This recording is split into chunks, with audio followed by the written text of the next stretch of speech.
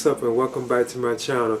Now today I'm going to be giving a review for the DC animated movie Catwoman Hunted.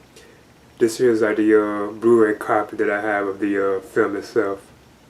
Now this is done like an anime style and it is featured based on the character of Catwoman, or you could say Selena Kyle, and she's after like this green like emerald jewel, and the film itself has her having like conflicts and like meetups with like Batwoman and this group known as Interpol, and also like these group of assassins known as I think it's Leviathan, if I'm not mistaken. Yeah, they're a global crime syndicate known as Leviathan. Because some of the villains of the syndicate known as Leviathan, I'm actually familiar with, like Tobias from Black Light, and I thought that was pretty cool. And there's one of them I want to touch on, but it'll kind of spoil it, so I'll leave it at that.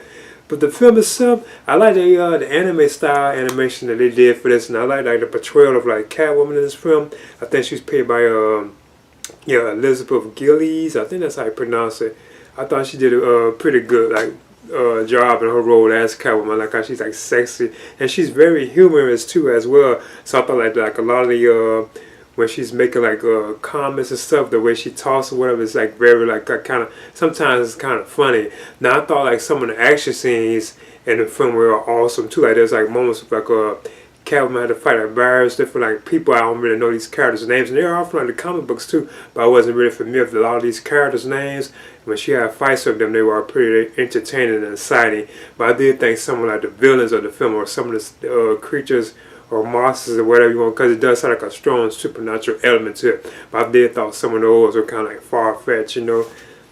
But you know, it was pretty good. I like the there was like a couple moments of like Batwoman and Catwoman, you know, like whoa, it was kind of taking like too far, you know, but I thought it was still okay.